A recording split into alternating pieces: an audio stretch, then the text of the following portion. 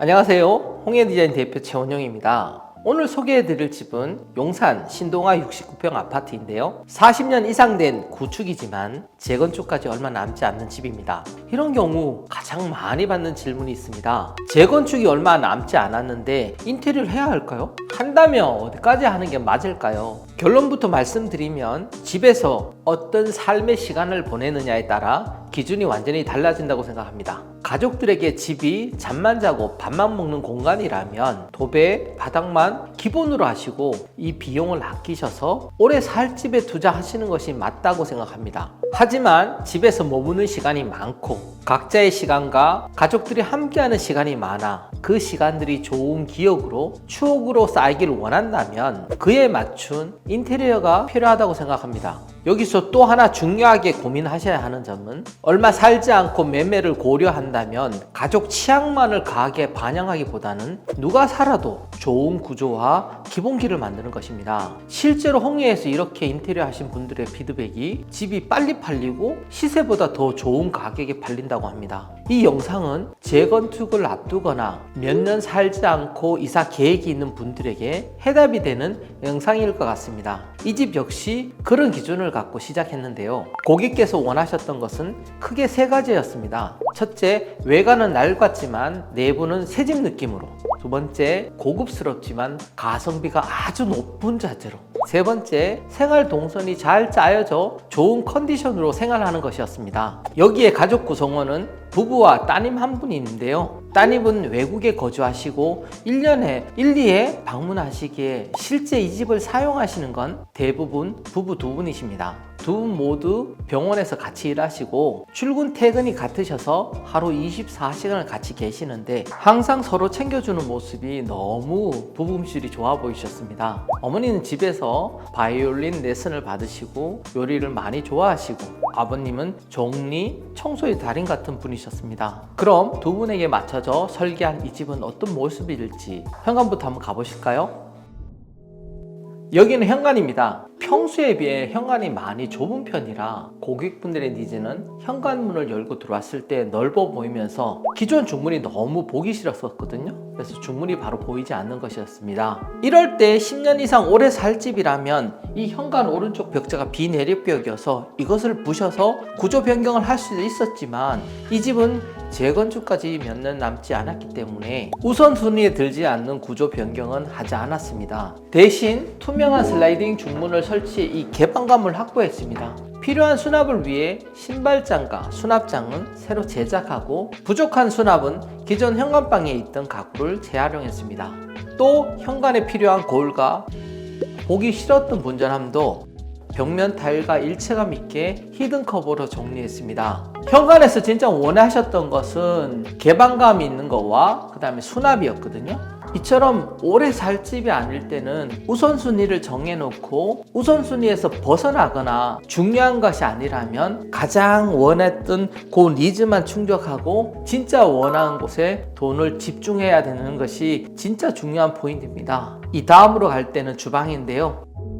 가족들이 가장 많은 시간을 보내는 공간이 거실과 바로 이 주방입니다. 많은 시간을 보내는 공간이기에 구조, 수납, 동선을 꼼꼼히 설계한 공간이기도 합니다. 기존 이 집의 주방은 40년 전 구조 그대로라 69평임에도 믿기 어려울 정도로 좁고 답답했습니다. 주방, 다이닝, 그 옆에 작은 수납 공간까지 각각 분리된 형태라 동선도 굉장히 비효율적이었습니다. 그래서 내력벽을 제외한 벽체는 모두 철거하여 주방과 다이닝을 하나의 공간으로 더 넓고 원활한 동선을 만들었습니다. 요리를 좋아하시는 어머니를 위해 기존 싱크볼이 있던 공간은 벽 라인에 맞춰 분리해 보조 주방을 만들었습니다. 이로 인해 필요한 보조 주방을 만들면서 주방에서 봤을 때에는 라인이 정돈된 공간으로 보일 수 있도록 했습니다. 아일랜드 뒤쪽에는 키 큰 장을, 창가 쪽으로는 기역자 하부장을 제작해 현재 가지고 계신 주방 물건들의 수납을 해결했습니다. 구조, 수납 이런 것들을 계획할 때는 기존에 가지고 있는 물건들을 다 실측하여 자기 위치를 정확하게 잡는 게 굉장히 중요하거든요. 그래서 창가 하부장은 커피 머신과 자주 쓰는 소형 가전들을 올려두기 좋게 했고요. 그리고 상판은 이 아일랜드 상판과 같은 세라믹을 시공하여 일체감을 주었습니다. 주방 동선은 홍해가 늘 말하는 주방에서 가장 편리한 삼각 동선을 만들었는데요. 냉장고에서 물건을 빼내 씻고 요리하고 간단하게 먹는 이 삼각 동선인데, 간단하게 먹을 때는 아일랜드에서, 가족들이 둘러앉아 먹을 때는 다이닝 공간에서 식사를 하게 되는 동선입니다. 이것은 항상 주방 설계할 때 기본이라고 생각합니다. 주방과 다이닝 벽체는 밝은 우드 계열의 필름을 시공하였는데, 주방 가구재와 같은 필름을 시공하여 공간에 일체감을 주었으며 전체적으로 보았을 때는 집의 포인트 공간이 될 수 있도록 했습니다. 상판은 세라믹 상판을 사용했는데요. 세라믹은 재질감과 색감이 고객이 원하셨던 것을 골랐는데, 고급스러움을 가장 잘 담아냈지만 세라믹 상판 중 가장 가성비가 좋은 상판으로 시공하였습니다. 그리고 고객분이 꼭 원하셨던 인덕션 플랫 시공을 진행했는데요. 이 플랫 시공은 깔끔하고 현대적인 장점이 있지만 두 가지 하자를 특히 주의하셔야 합니다. 첫 번째는 인덕션이 떨어지는 하자인데요. 설치 브라켓을 상판에만 접착제로 고정하면 시간이 지나면서 떨어질 수 있기 때문에 저희는 접착제만 믿지 않고 하부에 한 번 더 받침대를 시공하여 무거운 조리를 하실 때에도 무게를 안정적으로 지탱할 수 있도록 했습니다. 두 번째는 주변 실리콘을 제대로 시공하지 않아 생길 수 있는 하자인데요. 얇게 시공하면 벌어져 하부장을 오염시킬 수가 있고, 많이 시공해서 이 뒤쪽 편이 상판과 고정이 된다면 혹시 있을 AS 때 탈착이 안 되는 문제가 있을 수 있습니다. 그래서 이 인덕션 두께가 6mm인데 시공할 때 한 4mm 정도 두께로 쏜다라고 생각하고 마감을 하시면 벌어지는 하자나 나중에 혹시나 있을 AS 탈착하는 문제는 없을 겁니다. 그리고 참 여기서 하나 더 팁을 드린다면, 인덕션 플랫 시공하는 업체에서는 요 두께를 90mm를 요구합니다. 저게 싱크볼 저기도 90mm가 된다면 싱크볼을 사용할 때 허리가 조금 더 아플 수 있습니다. 그래서 저희는 70mm를 많이 사용하는데 70mm 한다면 이 앞쪽에 시공이가 어렵습니다. 그래서 저희는 하부장에 있는 요 찬내를 가공하여 요거를 80mm로 맞췄습니다. 10mm 차이가 아무것도 아니라고 생각하는데 주방을 사용할 때 10mm 차이는 엄청난 편리함의 차이를 가져오게 됩니다.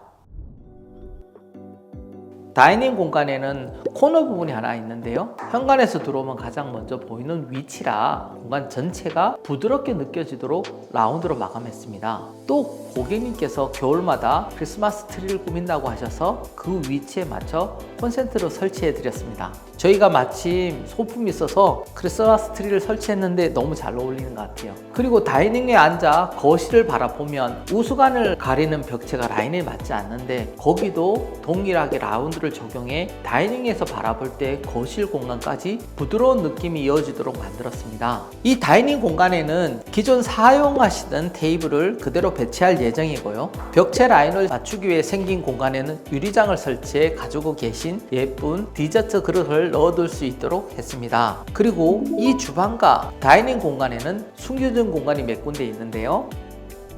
첫 번째는 주방 키큰장 사이를 열면 세탁실이 나옵니다. 세탁실은 세탁과 건조한 옷들을 다림질하기 편하도록 다림판 공간과 콘센트를 만들었고, 상부에는 다림질한 옷을 걸어둘 수 있는 옷봉을 만들었습니다. 그리고 하부에는 로봇 청소기 자리를 마련하여 작은 공간도 꼼꼼하게 챙겼습니다. 다른 숨은 공간은 다이닝 공간에 있는 이 벽체의 문을 열고 들어가면 운동방이 나옵니다. 이 공간은 꼭 필요한 곳에 콘센트를 설치하고 도배와 마루만 시공하여 깔끔하게 마무리했는데, 여기 주방과 안방, 현관 외의 모든 방은 꼭 필요한 곳에 콘센트만 설치하고 나머지는 도배하고 마루만 했습니다. 재건축이 얼마 남지 않았기 때문에 힘을 줄 때와 힘을 뺄 때를 구분하여 시공하였습니다. 보조 주방으로 이어지는 문은 일반 문 대신 우드 간살 도어로 제작해 분위기를 전체적으로 맞췄습니다. 다이닝 공간에서 시간을 보낼 때에는 닫아 놓으면 포인트가 되는 참 예쁜 아이템입니다. 보조 주방 우드 간살 도어는 포켓 도어로 제작해 평소 열어두면 걸리는 것 없이 편하게 사용할 수 있습니다. 창가 앞에는 작은 2구 가스레인지를 설치하고 옆으로는 긴 하부장을 짜 넣어 꼭 있어야 하지만 예쁘지 않는 가전들의 수납을 확보했습니다. 이 집에서 유일하게 69평에 걸맞는 넓은 크기의 안방입니다. 드레스룸을 다른 방에 분리할 수도 있었지만 고객께서는 침실, 드레스룸, 파우더 공간이 한 공간에 있는 구성을 원하셨습니다. 드레스룸은 고객분들이 기존에 사용하시던 드레스룸과 동일한 사이즈로 제작했고 맞닿은 벽체에 침대를 두고 헤드 벽에는 그레이 색상의 도배지를 사용해 포인트를 주었습니다. 침대 옆 협탁이 놓일 벽에는 콘센트와 은은하게 사용할 수 있는 벽부등을 설치했으며 기존 화장대를 그대로 사용할 수 있도록 자리도 마련했습니다. 이분들은 기존에 갖고 있는 침대, 화장대, 소파, 테이블을 고가의 좋은 거를 갖고 계셨습니다. 그러니까 저희가 따로 스타일링을 할 필요가 없어서 그것을 사용할 위치에 콘센트와 조명을 설치해 추후에 가구들이 배치됐을 때 사용하기 굉장히 편리하게 저희가 설계를 했습니다. 그리고 홍예가 자주 사용하는 아이템 중 하나인 3로 스위치도 시공했습니다. 침대에서 주무시기 전에 일어나서 불을 끄러 가는 것이 아니라 침대 옆에서 바로 끌 수 있는 3로 스위치는 굉장히 생활에 편리함을 주는 좋은 아이템이라고 생각합니다.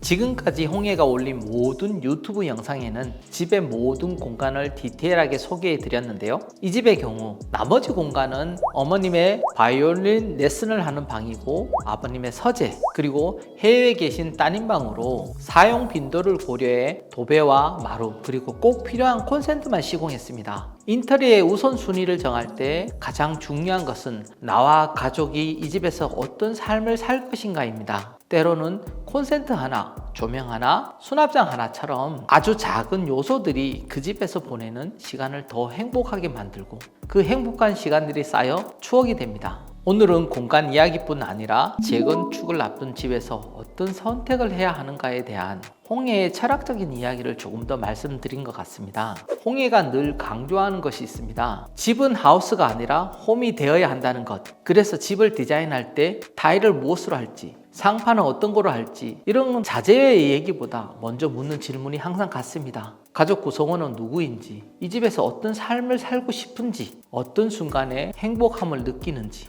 이러한 생각 안에 이 집은 재건축을 앞둔 고객분들과 지금 이 집에서 꼭 필요한 것이 무엇인지를 정말 많이 이야기하고 고민하면서 만든 집입니다. 저희 홍예가 집을 바라보는 철학을 더 깊이 생각하는 계기가 된 것 같습니다. 오늘 영상 시청해 주셔서 감사합니다. 다음에 또 다른 집 이야기로 찾아뵙겠습니다. 감사합니다.